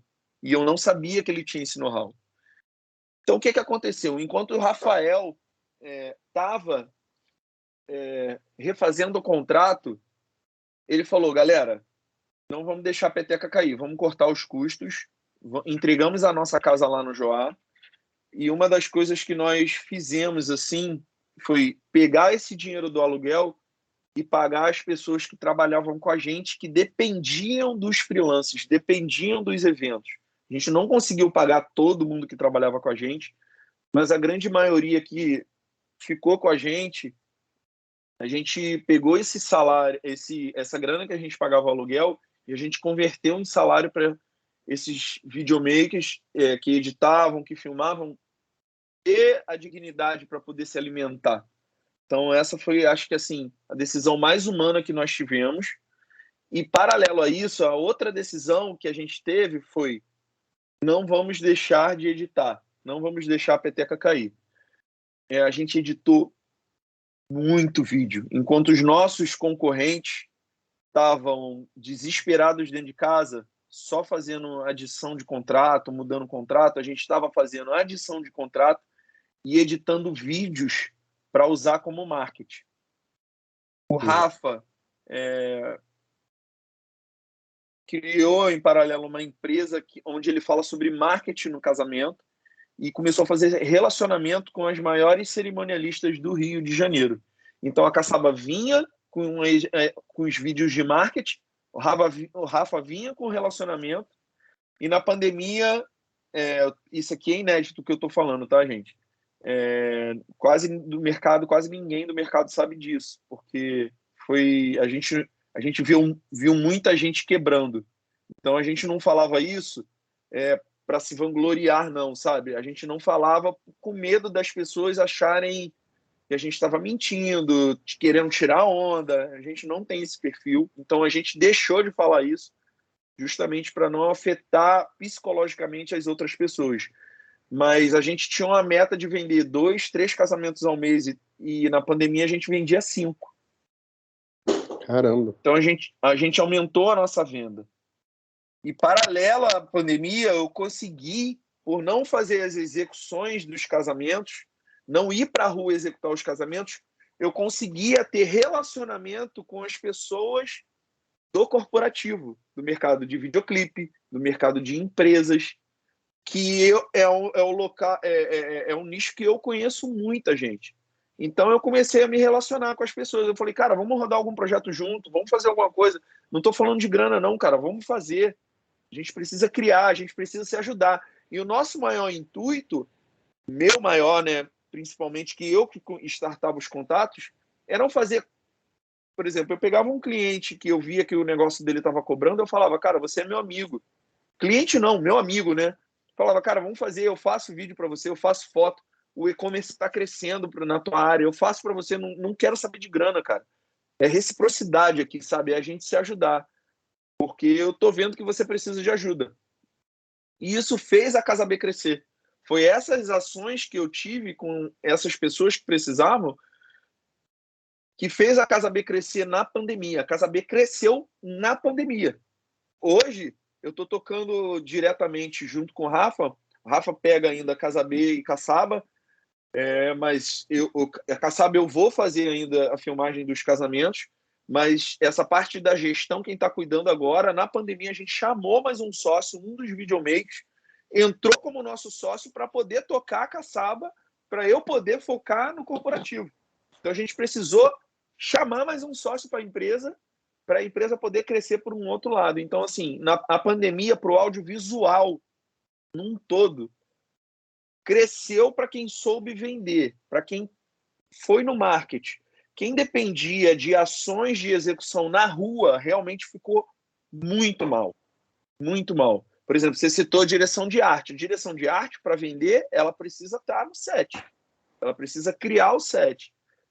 Mas quem tinha as produtoras e viu esse mercado de lives, esse mercado de fazer foto para produto, sabe? Isso cresceu muito. Eu conheço muitos videomakers, muitas empresas que cresceram assim, absurdamente, estão crescendo até agora.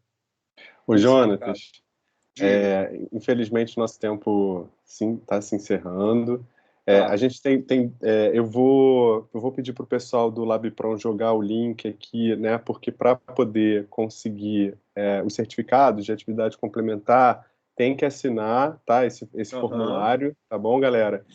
Mas você me mandou um vídeo aqui, né? De 3 minutos, para a gente de repente encerrar com ele, pode ser? Tá. Deixa eu falar só um pouquinho sobre esse vídeo. No início da pandemia, a gente ficou muito chocado. A gente viu muito... nós perdemos, como todo mundo perdeu muitos amigos, né?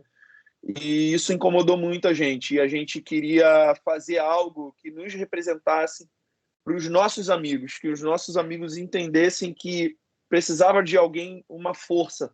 A gente fez esse vídeo focado para todo mundo do mercado de casamento, para os noivos, para as noivas, que é falando um pouco sobre esperança.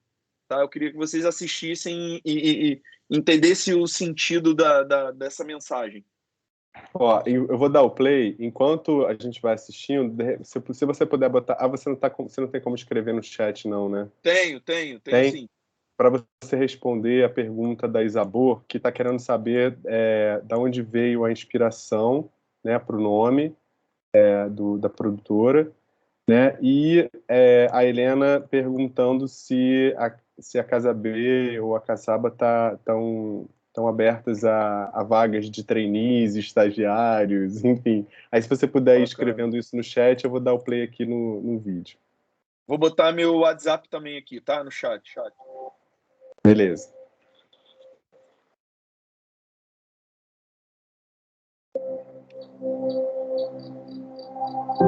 A vida é uma história, onde revezamos com destino. Ora somos autores, ora somos personagens. Aí a gente vai, conhece alguém especial, que te coloca como protagonista. E parece que toda canção de amor vira trilha sonora.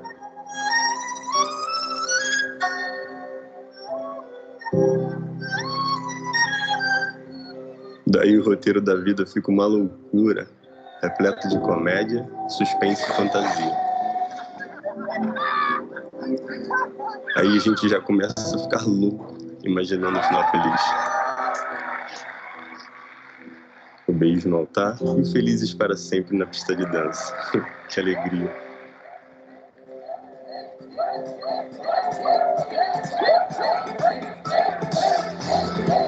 Só que do nada vem esse plot twist.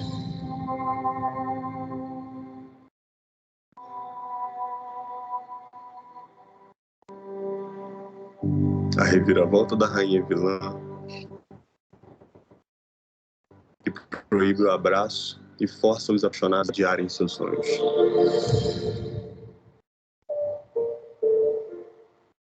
Mas espera aí, não tem uma história assim com uma maçã? Enfim, tudo bem dar uma pirada, juro. Planejar um casamento é um desafio, ainda mais quando a gente não sabe o futuro. Mas como em toda história, sempre tem aqueles personagens que shippam um casal e fazem o que podem para que o sonho permaneça vivo até o final. Sim, essa batalha um dia acaba e vai chegar o dia em que a gente não vai mais precisar ficar em casa. E se eu posso dar um spoiler? Em alguma tarde bem ali no futuro, tem dois corações se arrumando para encontrar seu porto seguro. Pois o amor e a gentileza também contagiam. E é isso que a gente vai passar adiante quando o mundo estiver em harmonia. Um beijo de amor verdadeiro que quebra a maldição. E não estranhe qualquer semelhança com um filme de ficção. Pois a arte imita a vida, enquanto a vida imita a arte. E esse momento não é um todo, é apenas uma parte.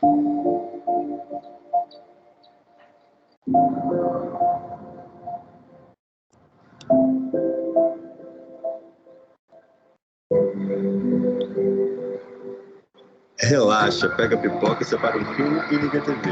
E já é o filme da sua festa que vocês vão ver. Essa tal pandemia pode até entrar pra história, mas é o dia mais feliz das suas vidas que vai ficar na memória. As melhores coisas da vida não são coisas. Muito bom. Esse seria aquele momento que estaria todo mundo batendo palma. A gente não tem como fazer isso aqui. Emocionante, Jonatas. Então a gente encerra com chave de ouro aqui.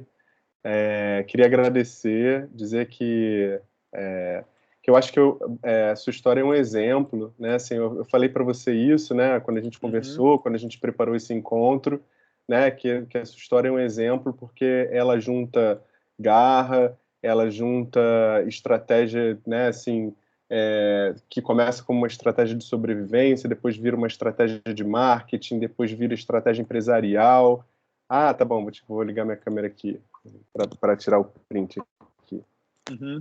Depois vira estratégia empresarial, né? Enfim, e isso vai servindo de exemplo, assim, que a gente tem muitos alunos aqui que ficam, né, assim, ainda transitando sobre as empresas, sobre os mercados, sobre os produtos. Eu acho que você, de alguma forma, traz, né, assim, uma inspiração primeira, né, que é o fazer, né, assim, de olhar, né, de fazer esse investimento, né, e entender que hoje em dia a gente está numa disputa tão grande, né, assim, que está chegando na frente quem está invertendo o jogo, né, que é o que você está fazendo, né, e você faz isso com muita qualidade, né, assim, então é muito interessante, assim, acho que foi um exemplo, né, assim, e aí queria que você deixasse então suas palavras finais aqui antes da gente encerrar de fato aqui nosso encontro. Cara, eu queria agradecer, assim, todo mundo que tá até agora. Eu tô vendo que tem gente pra caramba ainda. Então, Bem, assim, eu tenho, assim, uma coisa para falar que eu não gostaria que ninguém passasse pelo que eu passei. No meu início, quando eu queria fazer vídeos, para mim, porque primeiro você faz o vídeo para você e depois você converte aquilo para o cliente, tá? Hoje é cliente, mas antes eu chamava bem até de amigo. Então, assim, faça algo que seja relevante para você, porque se não tá bom para você, para o seu cliente também não vai estar. E outra coisa, aprenda, tenha reciprocidade. Se você um dia levar um não de alguém, não passe esse não para frente. Inverte esse jogo. No meu início de carreira, eu busquei muitos profissionais e todos me disseram não. Anos depois, esses mesmos profissionais queriam trabalhar comigo e eu disse sim. excelente. Muito bom, Jonatas. Muito obrigado pela sua disponibilidade. Eu agradeço em nome dos cursos de publicidade, curso de jornalismo, curso de cinema, do curso de animação também, da Universidade Veiga de Almeida, os professores também que vieram aqui, Júlio, Vânia, não sei se mais algum Pô, outro bacana. professor também está por aqui, Altair também, né? Estava por aí. Te agradecer. Realmente tinha mais uma coisa para falar. Bom, dizer que é isso, né? Você colocou seus contatos, né? Assim, vai chover de gente procurando, tá? Se prepara. Não, vamos bater papo. Cara, eu adoro. Se eu não. Olha só, gente, o WhatsApp comigo é o seguinte: eu sou produtivo. Estou editando, o telefone fica longe. Quando eu vou pro WhatsApp, eu respondo todo mundo, na ordem, tá? Vou e Legal. respondo. E eu largo o telefone para poder trabalhar. O WhatsApp, para mim, é tipo. É isso, eu falo, respondo e depois volto. Pode Bacana. mandar mensagem, galera. Eu adoro. Os meus maiores amigos que trabalham comigo hoje foram os amigos que me chamaram para conversar e foram lá conversar comigo. É isso. E essa turma, inclusive, né, assim, a turma da Vânia também, a gente, quer dizer, eles vão ter que produzir, né, audiovisual, então que sirva também, né, de inspiração essa garra, né, e esse fazer, né, assim, em primeiro lugar, né. Então, acho importante também toda essa inspiração que você trouxe. Diga. Tá, rapidinho. Eu queria inverter, se a gente está falando sobre inverter, eu queria que, quando vocês tivessem os projetos de vocês, me convidem. Em vez de Ah, vocês esperarem eu convidar vocês, me convidem para ir não, sem. então olha só, já tá aqui feito o convite para o seguinte, para você voltar no dia da exibição dos trabalhos finais deles. E você, Pô, se você tiver irado. disponibilidade, claro, se você não tiver em algum projeto gravando no É dia, isso. a gente pode fazer, né, uma sessão, né, em que a gente exibe, né, os vídeos e você comenta, tá? Fechou? Irado. Irado. A Não, mas gente, se também quiser para me chamar para rodar, eu vou ver também no set. Eu amo set, gente. Mas sim, eu já olha, aceito o são convite, muitos sim. Só me passar a data. grupos, hein, João? Como é que é? Como é que é? Legal. Tá bom. Então, eles estão dizendo que eu aumentei a responsabilidade agora dos grupos para poder fazer os trabalhos. Aumentou a pressão. Mas é isso, galera. É isso. Tá bom. Muito obrigado, Jonatas. Obrigado a Eu que todo mundo. agradeço. Tenham uma boa noite, uma boa semana. Fiquem bem e até a próxima. Até a Jonatas, próxima. Valeu, a gente. gente se fala ainda pelo WhatsApp. Beleza. Obrigado a todos aí. Beijo Tchau. grande. Boa noite. Tchau, tchau. Tchau.